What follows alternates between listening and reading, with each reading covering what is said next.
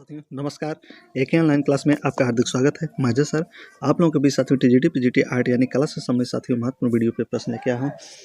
Video जो है प्रश्न है बहुत ही अच्छे लगे हैं। उम्मीद है कि आप लोगों को अच्छे लगेंगे साथियों। तो वीडियो को लाइक और सब्सक्राइब कमेंट जरूर करिए साथियों, और अधिक से अधिक मात्रा में वीडियो को शेयर करिए साथियों। तो आज हम लोग जो देखेंगे साथियों 30 का डोज देखेंगे। 30 का डोज जो देखेंगे साथियों तो 15वां सेट होगा। कौन सा सेट होगा साथियों? 30 का डोज जो होगा इसका 15वां सेट है। कौन सा है? 30 का डोज का 15वां सेट है। ठीक, तो इसमें 30 महत्वपूर्ण क्वेश्चन मिलते हैं। ये 15वां भाग देखेंगे साथियों। तो बहुत ही महत्वपूर्ण प्रश्न है साथियों। तो देखते हैं सबसे पहले प्रश्न जो है अभिव्यंजनावाद कलाकार का नाम बताइए। तो इसमें से देखिए 4 ऑप्शन दिया गया, पूछ रहा है कि अभिव्यंजनावाद जो कलाकार है उसका नाम बताना है। इसमें से कौन एक अभिव्यंजनावादी कलाकार है? एंडी वारहोल है, पिकासो है, मंच है या दली है न? तो इसमें से कौन है अभिव्यंजनावादी कलाकार? कौन होंगे इसमें से? तो इसमें से अगर देखा जाए चारों ऑप्शन में जो अभिव्यंजनावादी कलाकार हैं साथियों तो ये कौन है? एडवर्ड मुंच है। कौन है? एडवर्ड मुंच साथियों। अभिव्यंजनावाद कला जो इसका जो जन्म हुआ था साथियों 20वीं शताब्दी में। कब हुआ था? 20वीं शताब्दी में न? कहाँ हुआ था? जर्मनी में। 20वीं शताब्दी में जर्मनी में अभिव्यंजनावाद का जन्म हुआ था। तो यहाँ पे एक जो कलाकार है अभिव्यंजनावाद तो मंच है। तो अभिव्यंजनावादी जो और कलाकार हैं साथियों इनमें जैसे फर्डिनांड होल्डर हो जाएंगे, वान गो हो जाएगा, मंच है, एंसोर हैं, कंडस्की हैं तथा कोकोस्कुआ। तो ये सब जो है अभिव्यंजनावादी कलाकार हैं। फर्डिनांड होल्डर, वान गो, मंच, एंसोर, कंडस्की और कोकोस्कुआ। तो अभिव्यंजनावाद का जो जन्म हुआ था कहाँ से हुआ था? जर्मनी में। कहाँ हुआ था इसका जन्म? तो जर्मनी में हुआ था 20वीं शताब्दी में। कब हुआ था? 20वीं शताब्दी के समय में, 20वीं शताब्दी में। तो अगले प्रश्न की तरफ बढ़ते हैं। जो अगला प्रश्न है, अगला प्रश्न अभिव्यंजनावाद का प्रारंभ किस देश से हुआ? कारक जो अभिव्यंजनावाद है इसका प्रारंभ किस देश से होता है? न तो भारत से, इटली से, जर्मनी से, फ्रांस से। तो अभिव्यंजनावाद का जो जन्म होता है तो कहाँ से होता है? जर्मनी से होता है। अगले प्रश्न बढ़ते हैं। तीसरा का जो क्वेश्चन है, सबसे प्रसिद्ध जर्मन अभिव्यक्तवादी ये हैं। तो इनमें से कह रहा है कि सबसे प्रसिद्ध न सबसे प्रसिद्ध जो है जर्मन अभिव्यक्तवादी कौन है? तो देखिए Max Beckmann, Otto Dix, Lyonel Feininger, Juan Gris, Picasso, Georges Braque और Albert Gleizes. Fernand Leger, Robert Delaunay, Henri Laurens और कंटेस्टिन या ब्रॉक्सी। तो इनमें से कोई नहीं। तो लास्ट वाले ऑप्शन दे रहे हैं इनमें से कोई नहीं। तो सबसे प्रसिद्ध जर्मन अभिव्यक्तवादी इसमें से कौन हो जाएंगे? तो राइट आंसर आपका यहाँ पे जो बनेगा क्या बनेगा? तो यहाँ पे जो दिखाई दे रहा है आपका पहला वाला फर्स्ट, जिसमें है मैक्स ब्रेकमैन हो जाएंगे, ऑटो डिस्क हो जाएंगे, लियोनेल फिनिंगर हो जाएंगे तथा जॉर्ज ग्रोस। तो ये क्या है? सबसे अभिव्यक्ति कलाकार जर्मनीवादी से संबंध इनका है। अगला है इनमें से कौन सा कलाकार बहुत से जुड़ा है? इसमें से एक कलाकार कौन है साथियों जो बहुत से उसका जुड़ा हो, बहुत से हो उसका लगा। तो 4 नंबर पर देखते हैं। 4 नंबर पे से क्या हो जाएगा? फर्डिनांड होल्डर, एडवर्ड मंच, जेम्स एंसोर या पॉल क्ले। तो बहुत आंदोलन से जुड़ा इसमें कौन सा कलाकार है साथियों जो बहुत से जिसका जुड़ा और लगाव है? तो राइट आंसर यहाँ पे क्या हो जाएगा? पॉल क्ले न? पॉल क्ले जो है बहुत कला से ये संबंध रखता है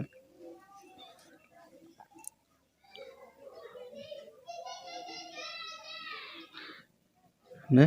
तो 1921 में अगर देखा जाए तो 1921 में जो वाल्टर था ग्रेफियस से निमंत्रण पर क्राइमर में बहोस कला संस्था में क्या किया था?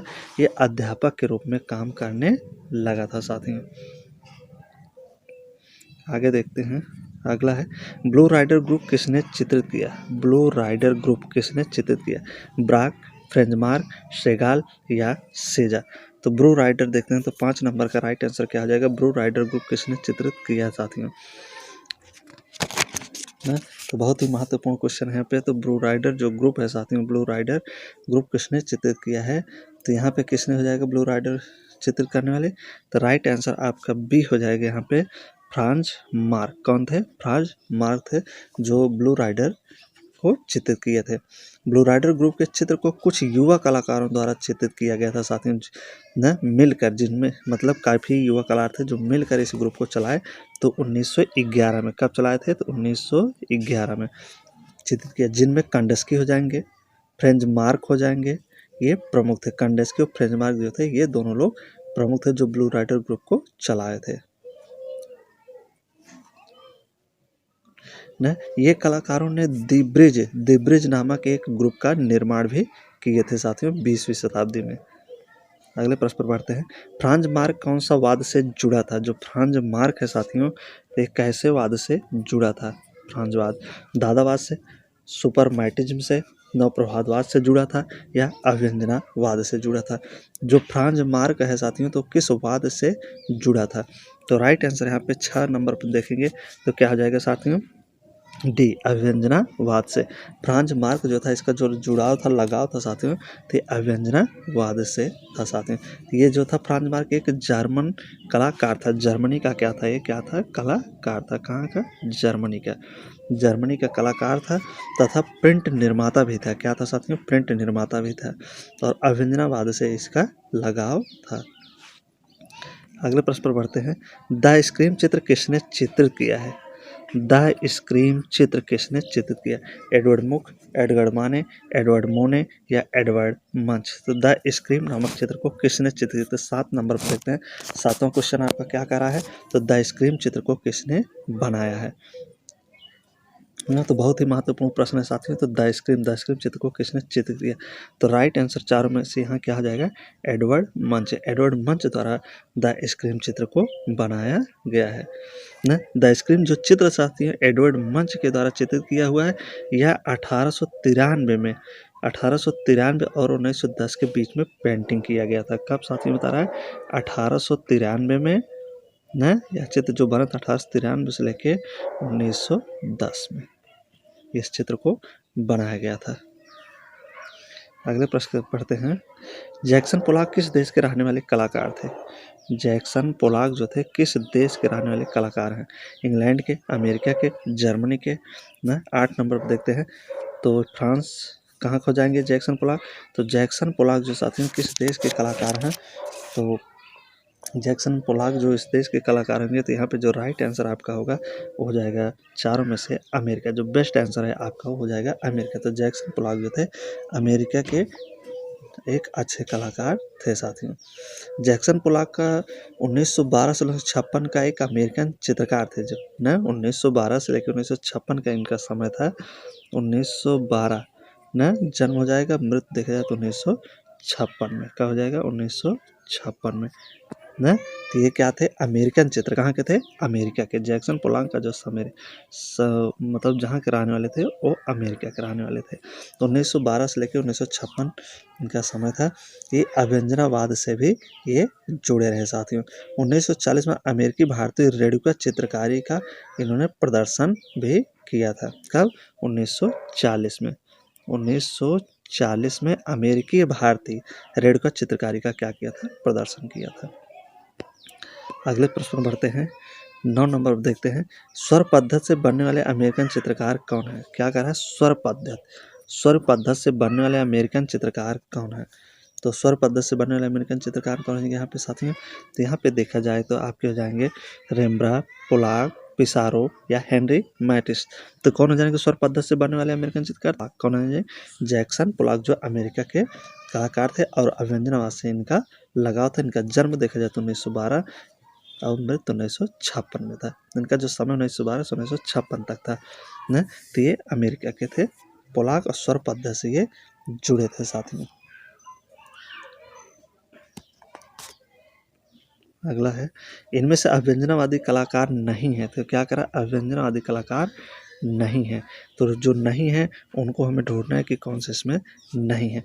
प्रियट मैड्रियन है, पॉल केली हैं, ऑस्कर कोकोस्कुआ हैं या कंडेस्की है। तो बहुत ही महत्वपूर्ण प्रश्न साथियों। वीडियो आपको जो मिलता है, 2 वीडियो मिलता है हमारा। एक ही ऑनलाइन क्लास पे, एक क्या बताएं, समय समय में थोड़ा सा चेंजिंग हो गया क्योंकि नेटवर्क का बहुत ही प्रॉब्लम चल रहा है वीडियो अपलोड करने में साथियों न। तो इसलिए मैं सुबह उठकर वीडियो लगभग 4-5 बजे वीडियो को मैं अपलोड कर देता हूँ। 4 बजे 5 बजे जब भी नेट में देखता हूँ चलने लगता है तभी मैं वीडियो को अपलोड कर देता हूँ। तो 2 वीडियो आपको मिलता है, ठीक ना। प्रियट मैड्रियन, पॉल केली, ऑस्कर कोकोस्कुआ, कंडेस्की। तो इसमें राइट आंसर आपका क्या बनेगा साथियों? तो प्रियट मैड्रियन थे जो ये अभ्यंजनावादी कलाकार नहीं है। ना। तो पूछ रहा है कि अभ्यंजनवादी कलाकार नहीं है, तो जो नहीं है कलाकार तो कौन, पिएट मैड्रिगन। पिएट मैड्रिगन जो अभ्यंजन कला से इनका कोई लगाव नहीं था, बल्कि नव लचीलावाद के ये जनक माने जाते हैं। किसके जनक माने जाते हैं, तो नव लचीलावाद के। नव लचीला क्या है, नव लचीलावाद के ये जनक माने जाते हैं, यानी कि पिता माने जाते हैं। नव लचीलावाद के पिता माने जाते हैं कौन, पिएट मैड्रिगन। तो पिएट मैड्रिगन जो है ये अभ्यंजनावाद से इनका संबंध नहीं है। आगे देखते हैं, कौन यथार्थवादी चित्रकार के साथ साथ सुप्रसिद्ध व्यंग्य चित्रकार भी था। न कह रहे कौन सा यथार्थवादी चित्रकार के साथ साथ सुप्रसिद्ध क्या था, व्यंग्य चित्रकार भी था। दाउमियर है, कुर्बे हैं, डेविड है, गोया है। तो बहुत ही महत्वपूर्ण प्रश्न है, जो प्रश्न साथियों विगत परीक्षा में पूछे जा चुके हैं साथियों, और आगामी परीक्षा 2022 में पूर्ण रूप से पूछे जाने की संभावना है। तो इसलिए मैं महत्वपूर्ण इस क्वेश्चन का डोज चलाया गया है साथियों। तो बहुत ही इंपॉर्टेंट क्वेश्चन इसमें आपको देखने को मिलते हैं साथियों ना। तो कौन सा यथार्थवादी चित्रकार था, जो सुप्रसिद्ध व्यंग्य चित्रकार भी था। तो राइट आंसर आपका कौन सा हो जाएगा यहाँ पे, दाउमियर। कौन हो जाएंगे साथियों, दाउमियर ना। पूरा नाम अगर देखा जाए तो होनोर दाउमियर था इनका, पूरा नाम होनोर दाउमियर था। यह एक प्रतिभाशाली प्रिंट मेकर और कार्टूनिस्ट तथा चित्रकार, मूर्तिकार और यथार्थवाद से इसका लगाव था, यथार्थवादी था ना। क्या क्या था साथियों, तो प्रिंट मेकर था, कार्टूनिस्ट था ना, 60 लिख दो, प्रिंट मेकर हो जाएगा ना, प्रिंट मेकर था। उसके बाद क्या था, कार्टूनिस्ट था ना। उसके बाद क्या था, चित्रकार था ना। उसके बाद ये मूर्तिकार भी था। तो इतनी विधाओं में पारंगत था दाउमियर साथियों। दाउमियर की जो प्रमुख कृतियाँ हैं, जैसे हो जाएगा ये लिथोग्राफ में भी काम किया था साथियों दाउमियर ना। शैलियों की लड़ाई दाउमियर का सबसे व्यंग्य चित्रकार का चित्र माना जाता है। शैलियों की लड़ाई, जो शैलियों की लड़ाई है, ये दाउमियर का सबसे व्यंग्य चित्र माना जाता है साथियों।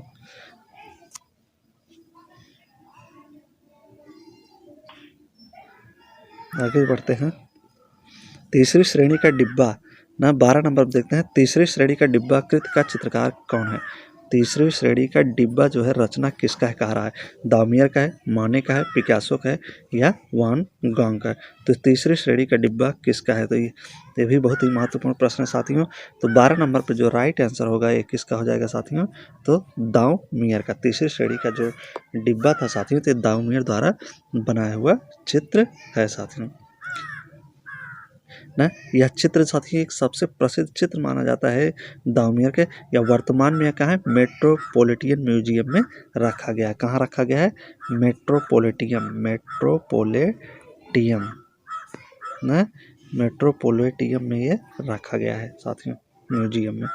अगला है आपका, किन चित्रों में स्वप्न और यथार्थ को दिखाया गया है।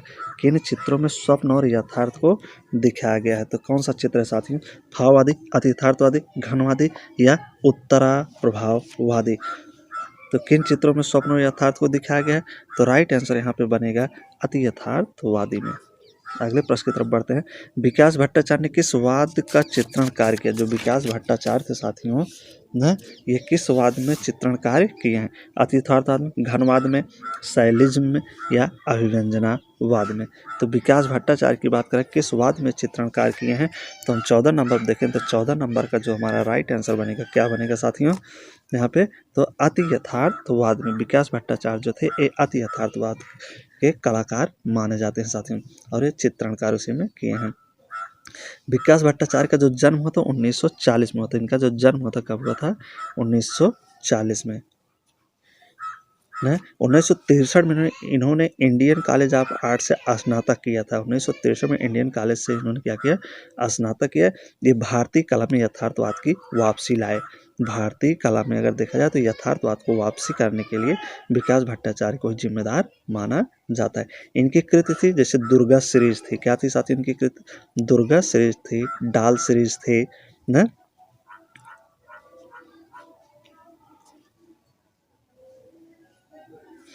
अगले प्रश्न पर बढ़ते हैं, डाल शीर्षक वाली श्रृंखला चित्र का निर्माण किसने किया ना। तो 15 नंबर पर देखते हैं, तो डाल शीर्षक वाली श्रृंखला है, डाल शीर्षक वाली श्रृंखला इस चित्र को किसने बनाया, के हैबर, ये रामचंद्रन, विकास भट्टाचार्य। या यानियस बेंदे। तो डाल शीर्षक किसका था साथियों? तो डाल शीर्षक जो चित्र था, ये डाल शीर्षक या गुड़िया चित्र करके पूछेगा तो विकास भट्टाचार्य थे इसको बनाने वाले, जिनका जन्म 1940 में हुआ था साथियों।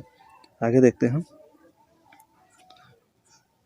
फ्रायड के सिद्धांत मनोविश्लेषणात्मक ज्ञान ने किस प्रकार के चित्रों को विकास किया था? अतिथार्थवादी चित्र, प्रभाववादी चित्र, घनवादी चित्र या यथार्थवादी चित्र। तो 16 नंबर देखें तो 16 नंबर पे यहाँ पे अति यथार्थवादी चित्र हो जाएगा। फ्रायड के सिद्धांत और मनोविश्लेषण के ज्ञान से किस प्रकार के चित्रों का विकास होता है साथियों? तो हो जाएगा अति यथार्थवादी। अति यथार्थवादी कलाकार में अगर देखा जाए तो जो महत्वपूर्ण कलाकार था वो साल्वाडोर डाली था साथियों। ने एक विश्व विख्यात चित्रकार माना जाता है जिसका समय था 1904। कितना था साथियों? 1904 से लेके 1989। कितना है? 1989 विश्व विख्यात चित्रकार के रूप में ये माना जाता है साल्वाडोर डाली साथियों अति यथार्थ से। अगला है द बर्निंग जिराफ चित्र के चित्रकार कौन है? द बर्निंग जिराफ के चित्र के चित्रकार कौन है? सागाल हैं, केली हैं, डाली हैं या मुंच है। तो 17 नंबर पर देखते हैं तो द बर्निंग जिराफ के चित्रकार कौन है साथियों? तो यहाँ पे जो राइट आंसर बनेगा साल्वाडोर डाली। द बर्निंग जो जिराफ जो चित्र था साथियों तो इसका है साल्वाडोर डाली द्वारा बनाया गया है। अगला अति यथार्थवाद के दर्शन पर सबसे रचनात्मक बौद्धिक प्रभाव डालने वाले सिद्धांत किसके थे? अति यथार्थ दर्शन पर रचनात्मक बौद्धिक प्रभाव डालने वाले सिद्धांत किसके थे? सिगमंड फ्रायड के, कार्ल जंग के, लेका के या उपयुक्त में से कोई नहीं। तो 18 नंबर देखें तो 18 नंबर में यहाँ जो राइट आंसर हो जाएगा कौन हो जाएंगे? सिगमंड फ्रायड हो जाएंगे। कौन थे साथियों? Sigmund Freud. ये अति यथार्थ के दर्शन पर सबसे रचनात्मक कार्य कर रहे थे साथियों सिगमंड फ्रायड ने। अब मनोविश्लेषण संबंधी इन्होंने विचार को भी प्रस्तुत किया था। अगला है ऑटोबायोग्राफी डायरी ऑफ जीनियस किसकी आत्मकथा है? तो बहुत ही महत्वपूर्ण है साथियों। एम.एफ. हुसैन के, साल्वाडोर डाली के, पैब्लो पिकासो की या वान गॉग की।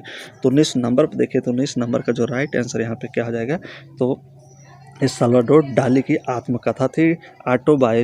ऑटोबायोग्राफी डायरी ऑफ जीनियस किसकी आत्मकथा है? तो साल्वाडोर डाली की ये आत्मकथा थी साथियों। न तो अगले प्रश्न पर बढ़ते हैं। अति यथार्थ के अंतर्गत फ्रोताज पद्धति क्या कर रहा है? अति यथार्थवाद के अंतर्गत फ्रोताज पद्धति को किसने आविष्कार किया? जो फ्रोताज पद्धति है अति यथार्थवाद के अंतर्गत आता है तो इसका आविष्कार किसने किया है? साल्वाडोर डाली, इवे तांगवी, मैक्स आंसेट या आंद्रे मस्से। तो 20 नंबर देखिए तो 20 नंबर का जो अति यथार्थ के अंतर्गत फ्रोताज पद्धति है साथियों तो इसका आविष्कार किसने किया था? न तो कौन हो जाएंगे? मार्क्स अनसेट हो जाएंगे। कौन होते साथियों? तो मार्क्स अनसेट। अगला है अति यथार्थ को किसने विकसित किया? अति यथार्थवाद को किसने विकसित किया? ब्रेटन, वान गॉग, पिकासो या साल्वाडोर डाली। तो 21 नंबर देखिए तो यहाँ पे राइट आंसर क्या बनेगा आपका? अति यथार्थवाद को किसने विकसित किया था? अति यथार्थवाद को तो किसने विकसित किया था साथियों? तो यहाँ पे जो आपका राइट आंसर बनेगा वो हो जाएगा ब्रेटन। ब्रेटन जो था अति यथार्थवाद को उसने विकसित किया था ना। ये फ्रेंच लेखक था जो ब्रेटन था साथियों। तो क्या था? फ्रांस का लेखक था, यानी फ्रांस का क्या था? ये लेखक भी था। फ्रांस का लेखक और कवि था ना। 1924 में अति यथार्थवाद का प्रथम घोषणा पत्र भी प्रकाशित किया था। कब? 1924 में अति यथार्थवाद का प्रथम घोषणा पत्र भी ब्रेटन ने प्रकाशित किया था। इनमें से अति यथार्थवादी कलाकार नहीं है। कारण कि इसमें से कौन सा अति यथार्थवादी कलाकार नहीं है? साल्वाडोर डाली है, मार्क अनसेट है, आंद्रे मस्सो है या जैक्सन पोलाक है। तो 22 नंबर देखिए तो कौन सा इसमें अति यथार्थवादी कलाकार ने साथ हैं? तो जैक्सन पोलाक हो जाए। कौन है? Jackson Pollock. जैक्सन पोलाक जो था ये अमेरिका का कलाकार था। अगला है किस अति यथार्थवादी चित्रकार ने दीवाल ऑफ द मून भित्ति चित्र पेरिस में यूनेस्को इमारत पर बनाया? ना कौन सा अति यथार्थवादी चित्रकार था जिसने दीवाल ऑफ द मून ये क्या था? भित्ति चित्र था, पेरिस की यूनेस्को इमारत पर बनाया? जॉन मीरो, साल्वाडोर डाली, रेने मैग्रिट या पॉल देलवा। तो कौन थे 23 नंबर पर साथियों तो ऐसा कार्य करने वाले? ना the wall of the moon भित्ति चित्र किसने बना था साथियों? तो बहुत ही इंपॉर्टेंट क्वेश्चन है, देखिए। तो राइट आंसर यहाँ पे क्या बनेगा, क्या बन रहा है यहाँ पे? तो जॉन मीरो। क्या हो जाएंगे? जॉन मीरो थे। जॉन मीरो ने दीवार ऑफ द मून भित्तिचित्र पेरिस में बनाया था साथियों, यूनेस्को की इमारत पे। इनका जो जन्म था मीरो का 1893 में हुआ था। कब हुआ था इनका जन्म? 1893 में, ना कहाँ? बार्सिलोन यानी स्पेन में। कहाँ पे? स्पेन, आप याद रखेंगे, बार्सिलोन स्पेन में 1893 में इनका जन्म हुआ था। किसका? जॉन मीरो का। अगले प्रश्न पर बढ़ते हैं। चांद को देखकर भौंकता हुआ कुत्ता, न चांद को देखकर भौंकता हुआ कुत्ता 24 नंबर किसका है? ये चांद को देखकर भौंकता हुआ कुत्ता चित्र किसका है? Picasso, MF. Hussain, John Miro या सेजा का? तो 24 नंबर पर राइट आंसर क्या आ जाएगा? जॉन मीरो का एक चित्र है। चांद को देखकर भौंकता हुआ कुत्ता 1925 में किसने बनाया था? तो जॉन मीरो, 1925 में जॉन मीरो द्वारा बनाया गया। अगला है पत्थर तोड़ने वाले, 25 नंबर देखते ना, 25 नंबर का होगा। पत्थर तोड़ने वाले कृत के कलाकार कौन है? पत्थर तोड़ने वाली जो कृत है इसके कलाकार कौन हैं? तो कौन हो जाएंगे साथ में? कुर्बे, दोमियो, सेजा या साल्वाडोर डाली? तो कौन हो जाएंगे यहाँ पे? कुर्बे थे जो पत्थर तोड़ का रचनाकार थे साथियों। नहीं, इनका जो समय मान 1819 से लेके 1877 था। कितना था? 1877 ना। ये क्या थे? अति यथार्थवाद से कलाकार थे संबंधित जॉन कुर्बे, गुस्ताव कुर्बे पूरा नाम है इनका ना। इनका जो जन्म हुआ था 10 जून 1819 को हुआ था। कितना जून था समय साथियों? तो यहाँ 10 जून आप मान लीजिए, 10 जून 1819 को फ्रांस में हुआ था। कहाँ हुआ था इनका जन्म? फ्रांस में। अगले प्रश्न पर बढ़ते हैं। चित्रकार का कार्य कक्ष क्या है? चित्रकार का कार्य कक्ष कलाकार का व्यंग चित्र है। चित्रकार का कार्य कक्ष जो है या किस कलाकार का व्यंग चित्र है कह रहा है ना। तो बहुत ही महत्वपूर्ण प्रश्न साथियों। तो यहाँ पे जो राइट आंसर आपका क्या बनेगा साथियों ना? तो 26 नंबर पे देखना है आपका किस कलाकार का व्यंग चित्र है। तो 26 नंबर जो आपका बनेगा ये तो कुर्बे हो जाएगा। किसका हो जाएगा साथियों? में कुर्बे का चित्र था। अगला कौन सा कला आंदोलन गत पर आधारित है? कौन सा कला है जो गत पर आधारित है? भविष्यवाद, किरणवाद, दादावाद या प्रभाववाद न? तो 27 नंबर देखें तो यहाँ पे कौन सा हो जाएगा? भविष्यवाद आंदोलन था जो साथियों क्या था? गति पर आधारित था। किस पर आधारित था साथियों? तो गत पर आधारित कला आंदोलन था जो भविष्यवाद था ना। इसका जो स्टार्टिंग होता है कहाँ से होता है? इटली से होता है। कहाँ से होता है? इटली से। भविष्यवाद का जो जन्म होता है इटली से होता है। इसके प्रणेता जो थे फिलिप्पो तोम्सो मोरिनेत्ती थे। प्रणेता कौन थे? फिलिप्पो तोम्सो मोरिनेत्ती। किसके? भविष्यवाद के प्रणेता। अगला है फिलिप्पो तोम्सो मोरिनेत्ती कौन थे? प्रश्न आ रहा है फिलिप्पो तोम्सो मोरिनेत्ती जो थे कौन थे साथियों, पूछ रहा है ना। तो क्या थे साथियों?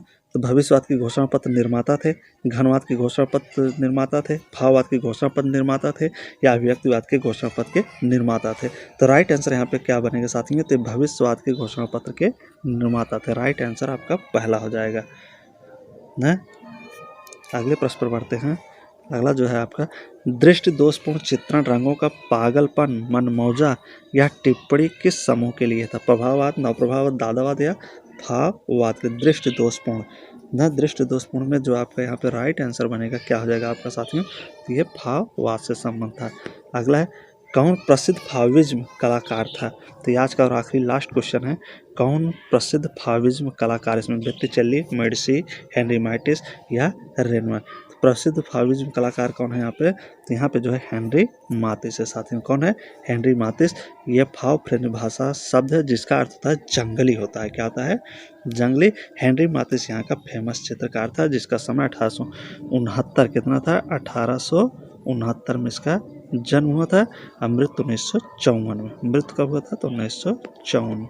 तो ये रहे साथियों आज के मोस्ट इंपॉर्टेंट क्वेश्चन। उम्मीद है सारे प्रश्न आप लोगों को अच्छे लगेंगे। वीडियो अच्छा लगा, प्रश्न अच्छे लगे हैं। साथियों 30 क्वेश्चन है, लेकिन 30 क्वेश्चन के साथ साथ देखा जाए तो यहाँ पे 50 से 60 क्वेश्चन आपका तैयार होता है। तो वीडियो को लाइक करिए, सब्सक्राइब करिए, जिससे हम लोग मोटिवेट होते हैं। आपका प्यार, दुलार, सम्मान हर वीडियो की तरफ साथियों इस वीडियो पे भी मिलेगा, ऐसा हमें आशा है, उम्मीद है। तो चलते हैं, दीजिए इजाज़त। जब तक नेक्स्ट वीडियो लेके साथियों आप लोगों के बीच उपस्थित होंगे, तब तक के लिए बहुत बहुत धन्यवाद मित्रों।